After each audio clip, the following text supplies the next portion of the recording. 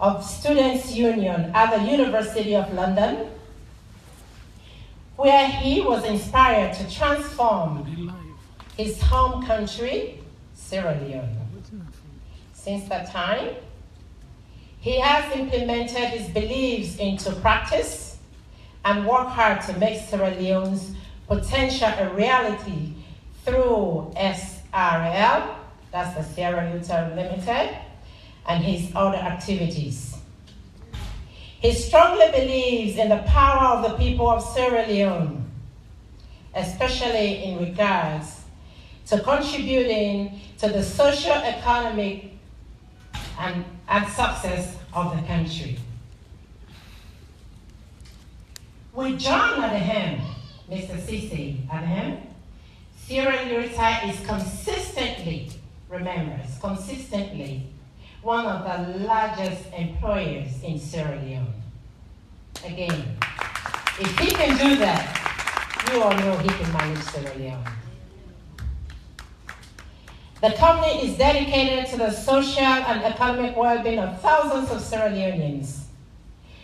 During the Ebola crisis, he played a lead role in combating the epidemic of Ebola. Under his direction and leadership, Sierra Leone Limited implemented policies alongside the local community leading to zero. It led with his leadership. We all know what Ebola did to Sierra Leone. Where he was, there was zero Ebola cases, zero, through his leadership. He also led Sierra Leone Limited to win AIM listed company to win the Mining Company of the Year in 2012. This guy is a winner. In 2016, Mr. Cisse was proud to see SRL become the first Sierra Leone business member of the World Economic Forum and the United Nations Global Compact, respectively. Did you all hear that? All right. So we are on the world. We are on the global side now, Sierra Leone. That teeny salon, now move up so.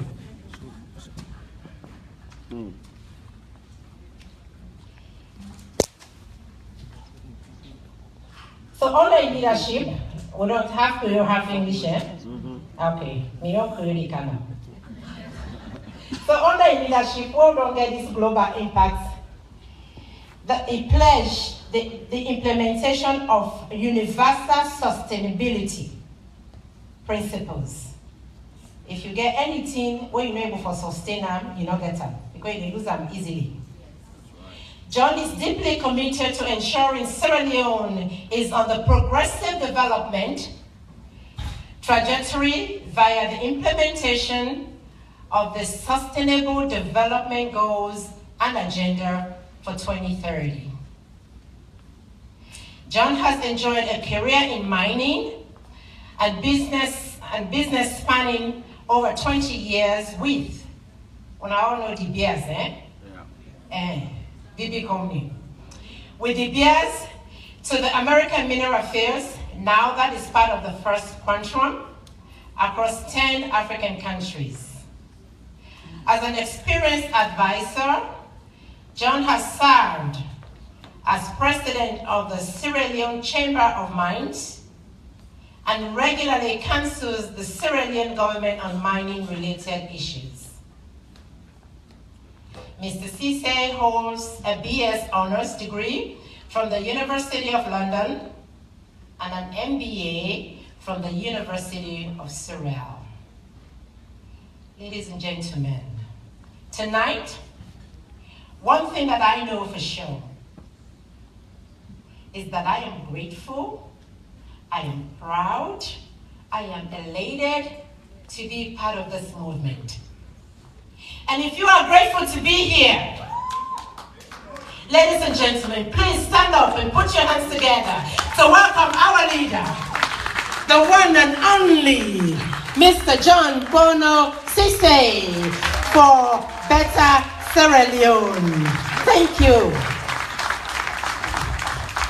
Here comes the man himself.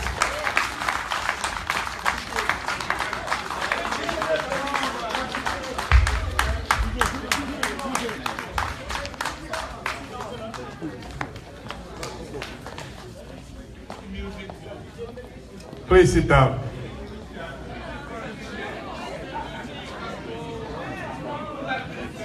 Thank you so much for the introduction.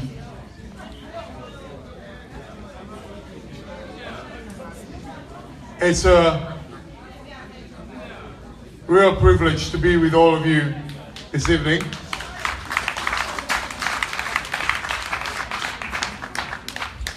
I want to thank you personally for taking me out of the warm sunshine land of Sierra Leone and bring me to your freezing country.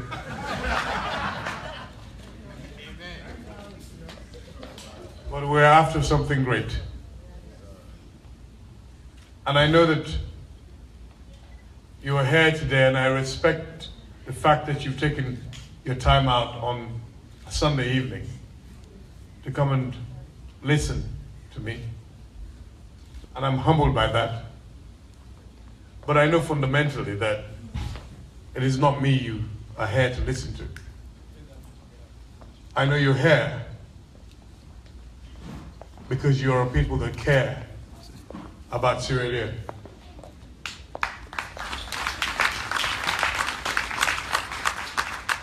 You're people looking for answers. You're people with questions about our country, Sierra Leone.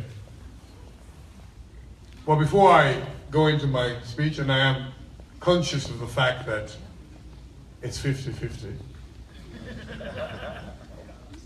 Some people that do it feel sad as I'm talking about. I don't get that by social media. But I have to acknowledge certain people in the room if I can proceed.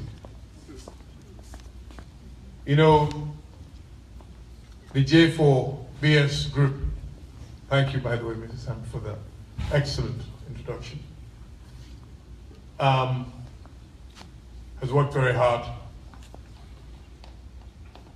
under the leadership of Pabu and his team. But we have to recognize that we're under the APC. Yes, sir. So, yes, sir. Yes, sir. First off, I want to recognize the members of the APC executive head.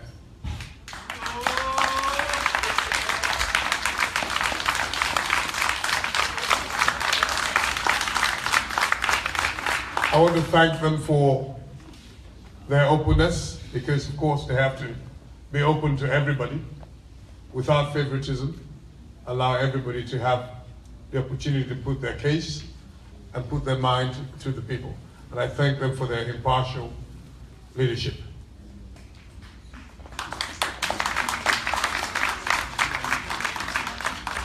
But I also have to pay my respects to a lady in the room who is going to be embarrassed, but I'm going to do it anyway. Because when the APC gathers, the APC remembers. It's great, members. And we have in the house tonight, and it's a privilege for me to see her in the audience, the wife of the former Attorney General, but staunch APC man, Mr. Seri Campbell. Auntie Margaret, please stand so they can see you.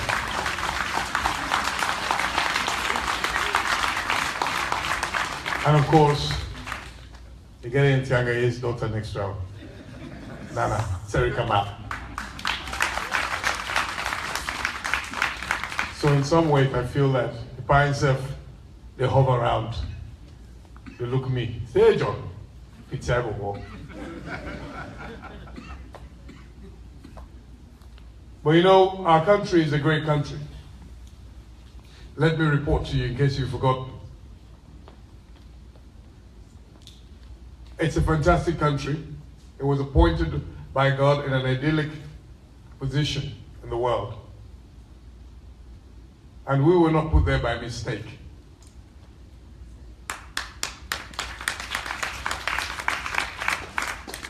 The potential of Sierra Leone is fantastic.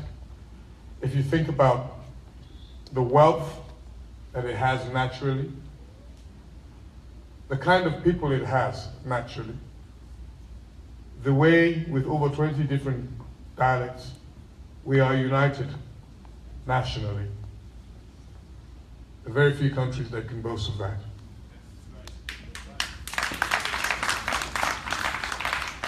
So I bring you a positive message of the future of Sierra Leone. I don't believe in spending too much time in what's wrong. Because if we want to talk about what's wrong with Salone, we'll go there all night.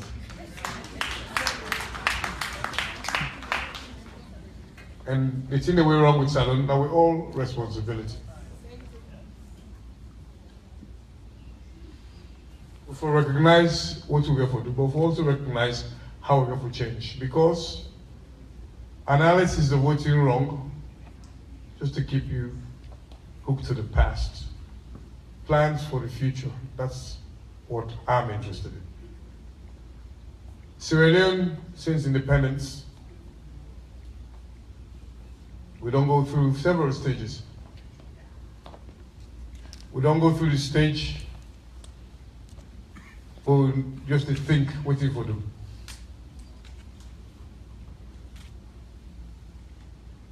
We don't go through the stage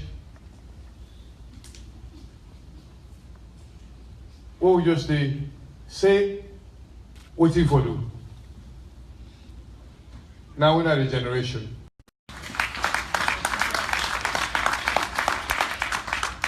You know, people ask me why would I live where I am? And God has been good to me. God has been kind to me. And for that, I praise my parents for giving me direction and ambition and opportunity.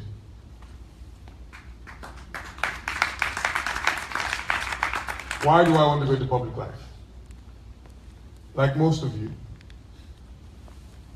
we have children. Most of you here came to improve yourself, to create opportunities for your children, and to better yourself. But most of you didn't come to live here forever, because this is not your home.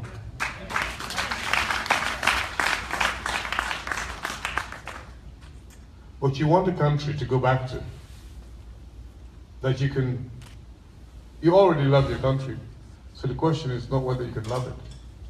But you want a country that's developing, that creates opportunity for yourselves when you go back, that you can have a life and have the dignity of being home. Have the dignity of being in a country where nobody second guesses you or treats you like a second-class citizen. What's up? What's up?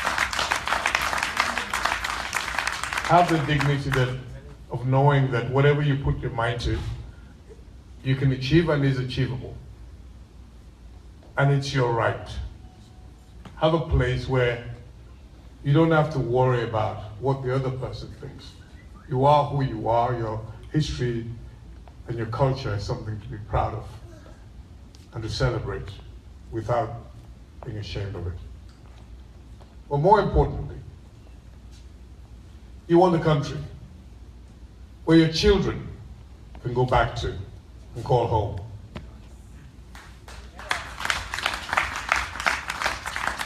The sacrifice that you've made for being here and you continue to make, wake up in the early mornings in this cold weather, work late nights in this cold weather, looked at funny by people just because you look a bit different.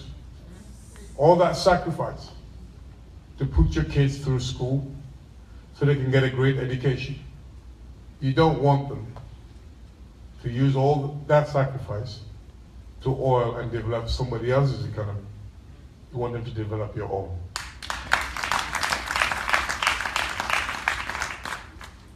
like all of us, you want to retire in the sunshine and the wonderfulness and the harassment of your own people in your own country. Because we'll never get away from that. In some ways, that's what keeps most of us alive. The harassment from the family and also. And really, that's the Sierra Leone I look forward to. I think that's the Sierra Leone that we started the journey on. And that's the Sierra Leone that Ernest Koroma has pointed us in the direction to.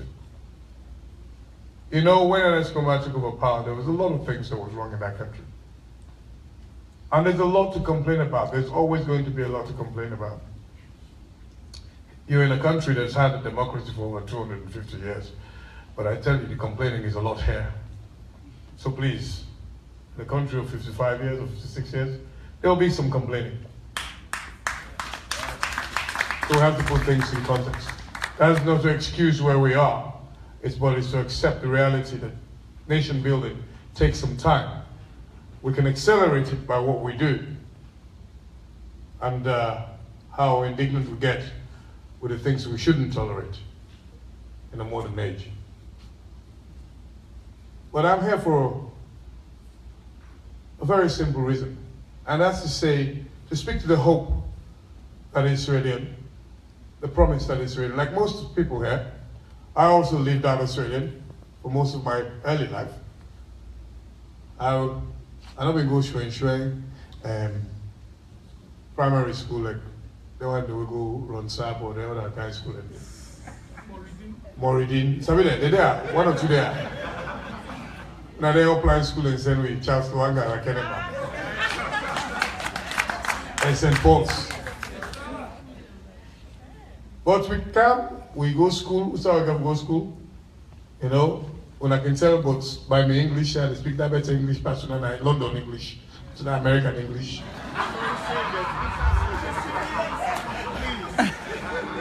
We didn't speak the original English.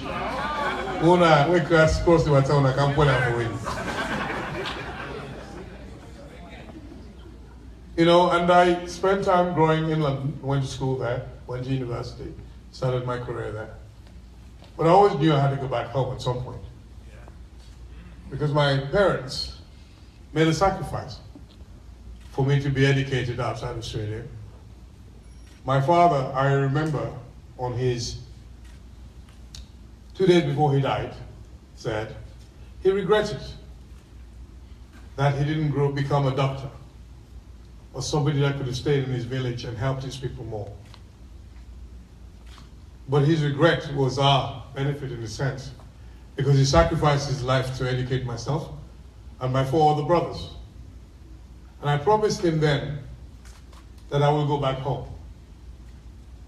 He actually retired early from his work. He used to work for the Bears. He was the most senior African manager in the Bears globally before the Black Empowerment movement came into South Africa.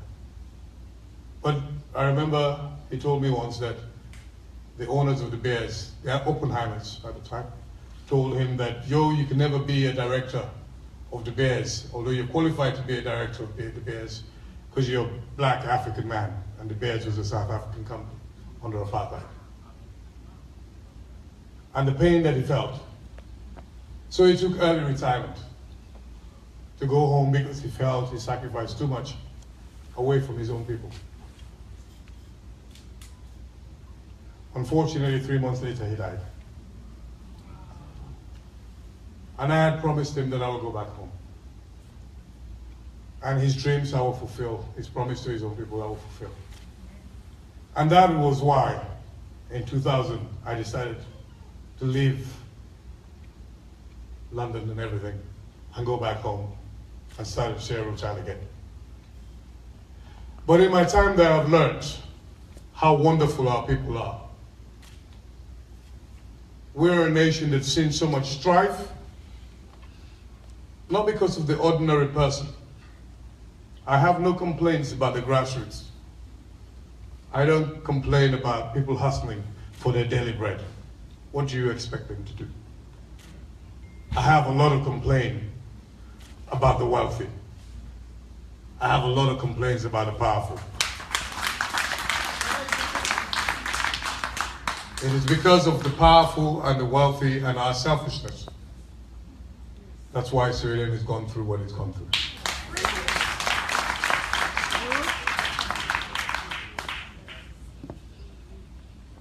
Where we consider the way we allow such a small, united country. There's no tribalism really in Sierra Leone. Really, in truth, there's no tribalism. Tribalism in Ghana, where politics can. All my intermarriage. All my intermarriage. There's no religious divide. I don't remember in a church, Imam, they sing choir song better pass me. As I don't know, we get a Reverend Alaji there. Also. So we know our people are united really. And they need an opportunity to do for the promise to take hold.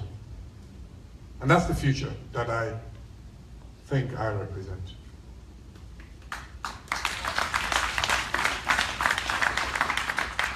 We can talk about the specifics.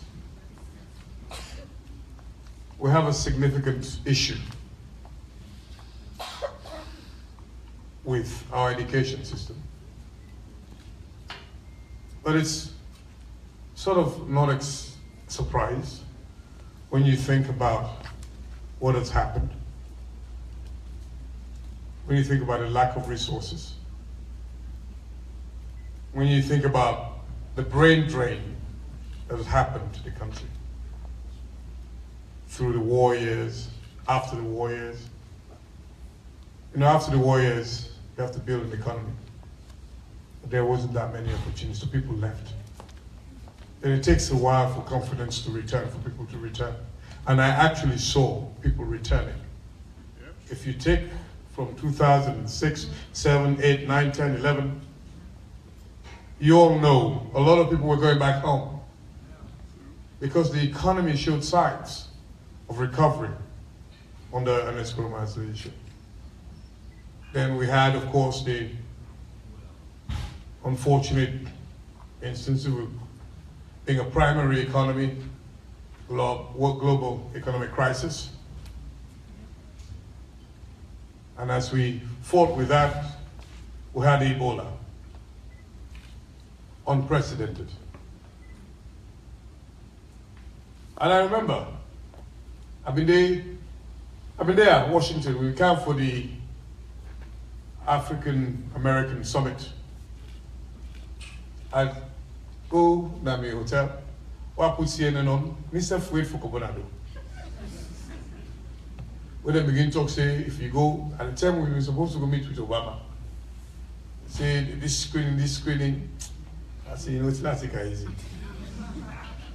And I remember the humiliation what we go through.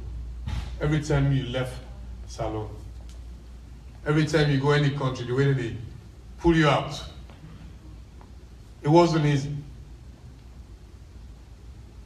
But, you know, it'd be easy for people there for complaining. Oh, government trying to do this. Government didn't do that. You know, the World Health Organization got it wrong. The international press whipped up hysteria. We'll not ever get that kind of situation there in Australia. And what can disappoint me the most, we Sierra Leoneans, they tell America thank you. And they tell England thank you. And they tell Orban thank you. But they tell Sierra Leone thank you. Because I don't know what's in the news they tell on an national level, but do not be confused. Ebola was fought and won by Sierra Leoneans. Over 400 doctors and nurses lost their lives fighting Ebola on the war front. That's what made the difference. Not England's intervention, not American intervention.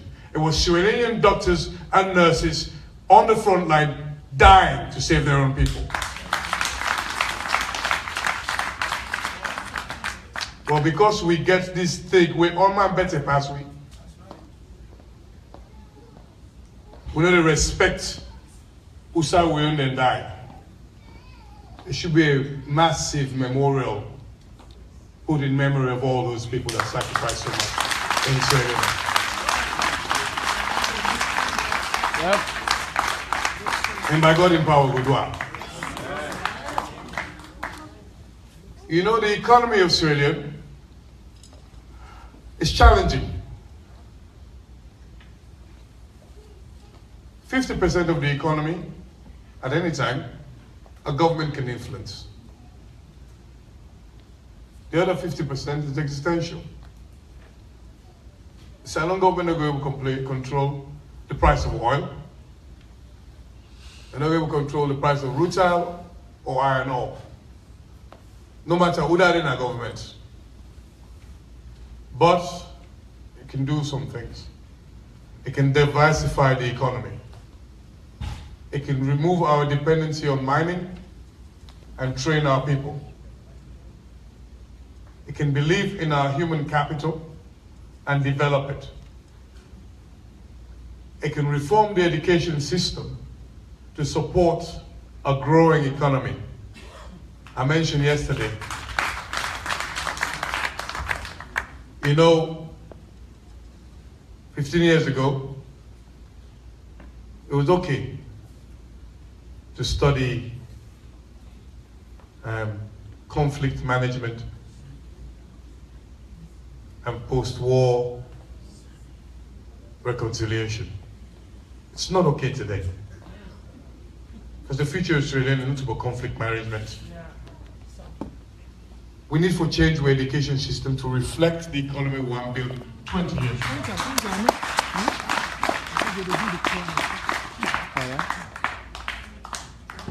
And you know, and we need for left for play this game of catch up. Catch up assumes say the world is standstill.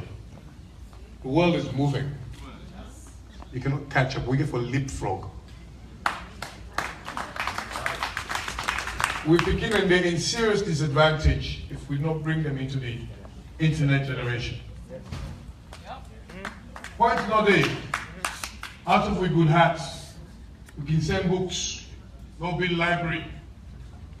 No. Let's build an internet highway. Yes, sir.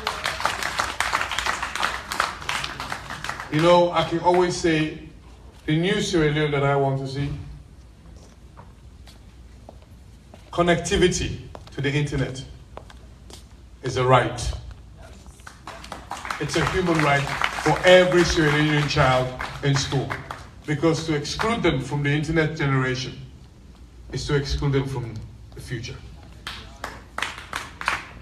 And this is the shortest way we can change and improve our education system. We get to think differently.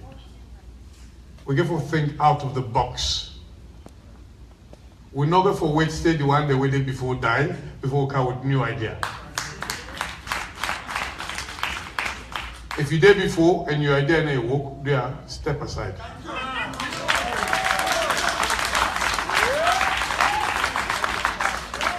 Stand alone, not to anybody in property, not to anybody in experiment. The people are impatient for change. And we have to give that change. We have to give that change. Nobody has ownership over the destiny of the country. The people own that country.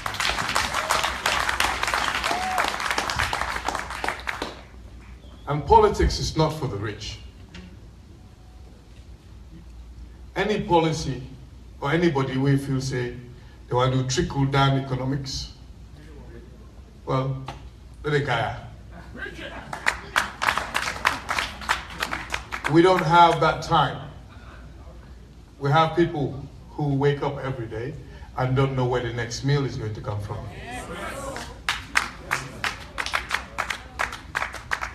We need to grow our own food. within a 7-year period, Sierra Leone can grow all its food. We can grow all the rice that we need without importing any rice. So we need to have aggressive agricultural plans. We need to have proper industrial agriculture. I'm not going to say looking at the Yabas Central of Salon. We know so we still import Yabas. We still import pepper. With all the fertile land, we need to encourage our people to farm. We need to encourage the young to go back and farm and toil the land. This idea for direct na frito no more, no na frito. Frito not been built for all the people who sit on it today. I make water all day, electricity all day. So people don't get to go back and they get to farm and government get to encourage. But you know why we start the Join for Better Salon movement? Very simple. It's a self-help group. The Join for Better Salon is about not waiting for government. You know, you meet people sitting in their own mess, sitting in a neighborhood that is filthy. They complain, the government no can clean. Government has a lot of work to do, but government will not clean your backyard for you. If you're not offended enough by the filth that you sit in to clean it, don't expect government to fill it for you. And we have a government of limited resources. But we need to understand that the future of Australia is in all our hands. And it starts from what we do where we are. And I respect so many people among your number who support healthcare in Australia by sending stuff constantly. By doing something and not waiting to be asked. And that's why I want public life, because I'm not a person that just like to sit down and complain. I don't write a lot on social media. Because in social media you find all the experts are there. They have all the answers. They write about it all day long. And when the answer doesn't fit the facts, they make up the facts as well. Constantly. I always tell people this post-truth world that you live in after Donald Trump started in Australia a long time ago. I sure see Donald Trump don't visit Salon quietly. They know how for lie by social media. That's a we learner. Because I can read something in social media. Some of them funny, or some of them not funny. Anything that threatens the stability of our nation is not funny. And we have to take a strong stand, regardless of party or region. Anything that threatens the stability of our nation is not funny, because we know where we come from. You know, politics to politics. All from the beginning of time, people are used for life and it's ever politics. So that fun, like lighting, paper politics. When we begin to threaten the security of the nation, it's a different matter. And social media has so many benefits, and it'd be wrong, I think, regardless of all the threats, to curtail it. It is wrong to curtail it. You have to let the freedom go. We'll go for fair way for make people irresponsible. I read one story where some woman writes, say, from January, any money we send and it's commanded take 25%. What utter nonsense. What complete rubbish. you wonder, when you wake up in the morning, you think about your country. And that's not what you think. Laugh, fend something when a complete lie for poor the country. These are the attitudes that we need to change.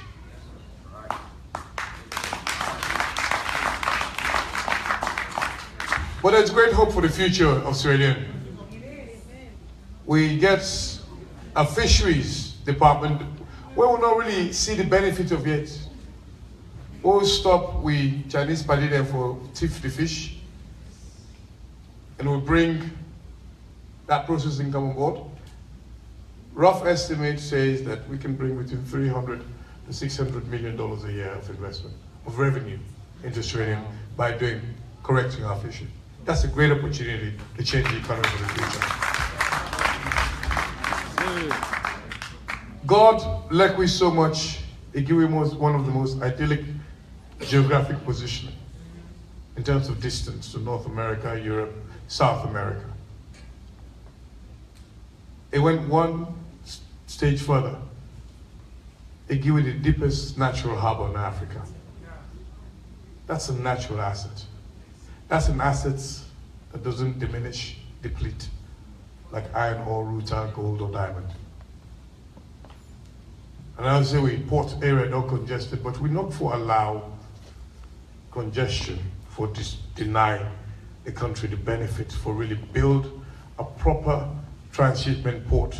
We go expand the economy and make way the gateway to West Africa.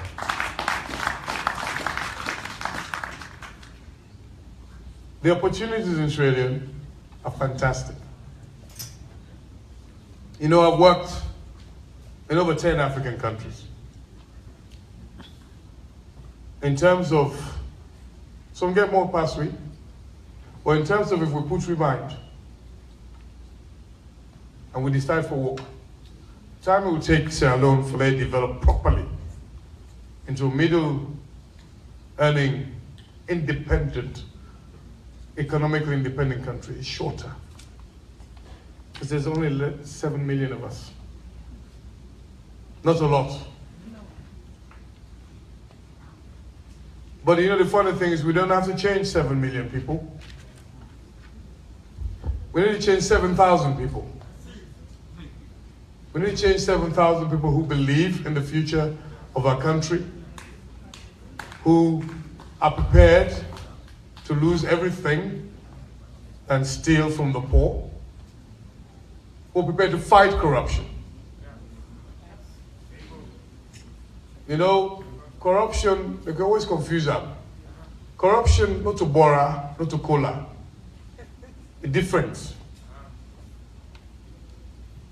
Corruption steals foods out of the mouths of babies, robs opportunity from students.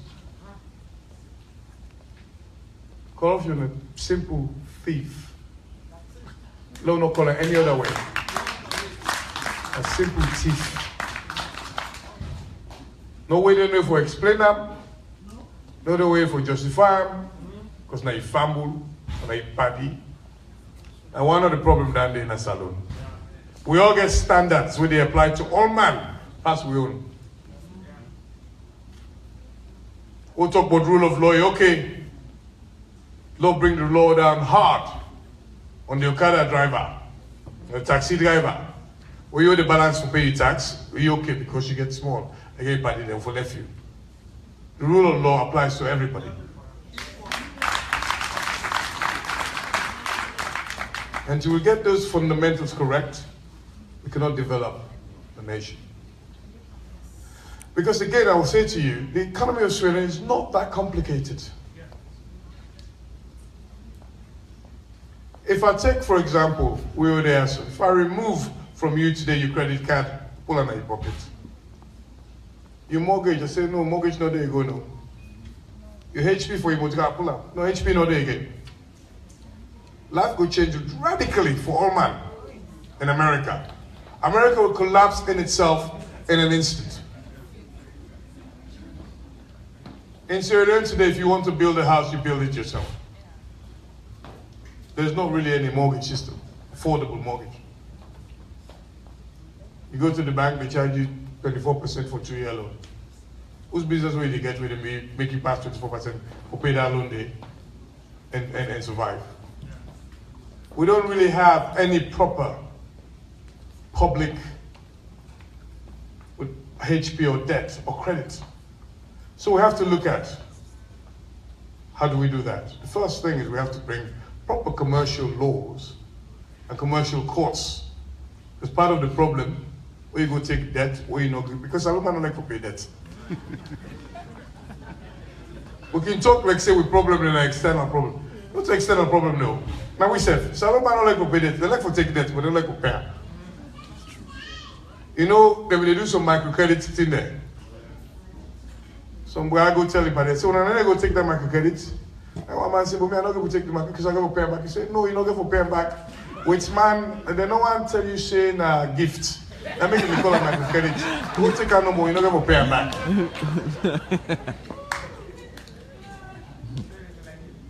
But we have to change these things.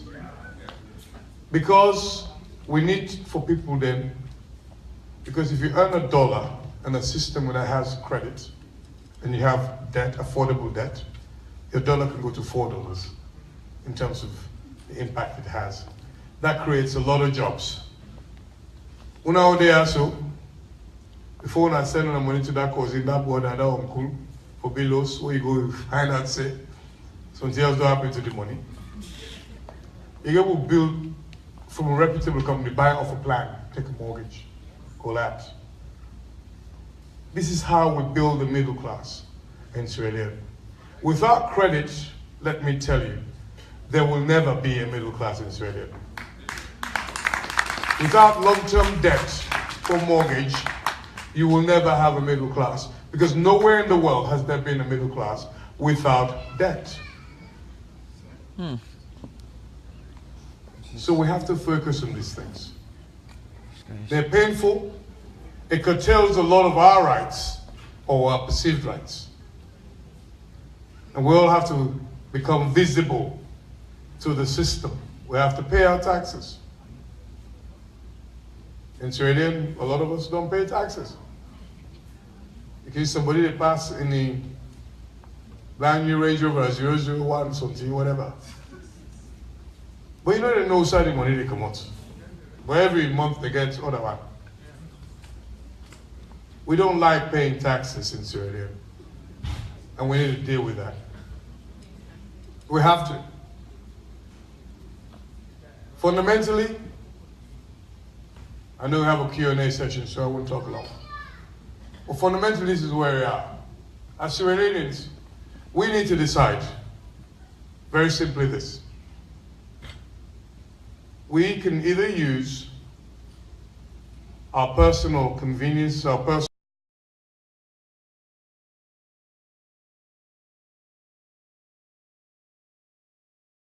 to eke money out of the system, build bigger houses with higher fences, more security with guns to protect what we have inside because we're scared of what's outside. We can continue to deprive the poor till one day they have nothing to eat but the rich. Or we can decide enough is enough. And we can build on the foundation that Ernest Coleman has done for us, given to us. And I stand here very proud of Ernest Coleman. Extremely proud. And I know there's some questions, because I've seen them on social media, about me and Ernest Coleman. Well, yes, he's my big brother. He's my elder cousin, same blood. I'm very proud that a member of my family stood up, given where we come from, in a generation, and has attained the leadership and the presidency of that country, has made a sacrifice to move that country ahead. I will never hide behind anyone, Yes, sir. or be ashamed to say it anywhere. I'm extremely proud to call him my first cousin. Some people ask, well, a fabul property? Really, my inspiration and my love for my country did not come from Ernest Coleman. I would say that he's inspired me more of having known him and see the sacrifices made. But I loved my country long before him, and will love it long after him.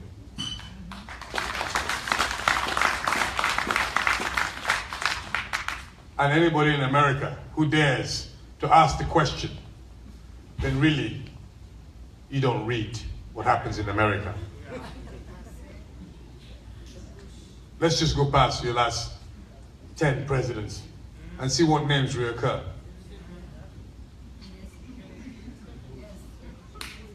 You know, we are always happy to create a different standard for the white man whilst we put ourselves under a different standard because of our pettiness and narrow-mindedness. We need to grow up beyond this, because at the end of the day, Sierra Leone is about merit, it's about capability. As a matter of public information, I believe an Nkrumah has over 100 cousins. So it's not really necessarily a special privilege. And the second thing I will say, it's called an election, not a coronation.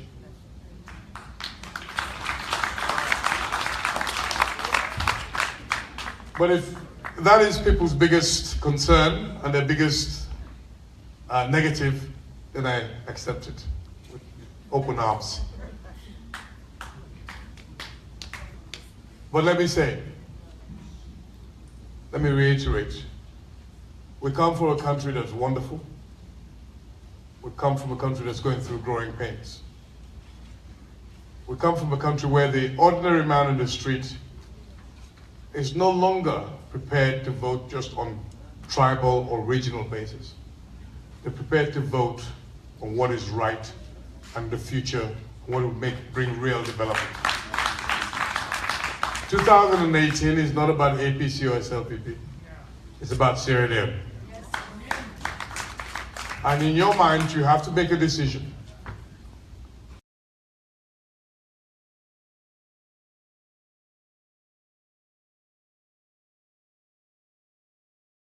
Because if we make the wrong choice, we go down the wrong road, and we allow our country to stagnate for another 10, 20 years, it's going to take us another 50 years to fix. We'll all be long gone, and our children will never forgive us. So I stand before you as a man, an ordinary man, who recommends himself to your scrutiny in every way. Whatever you heard, you can ask me. Because I stand here not as a man trying to become Jesus Christ.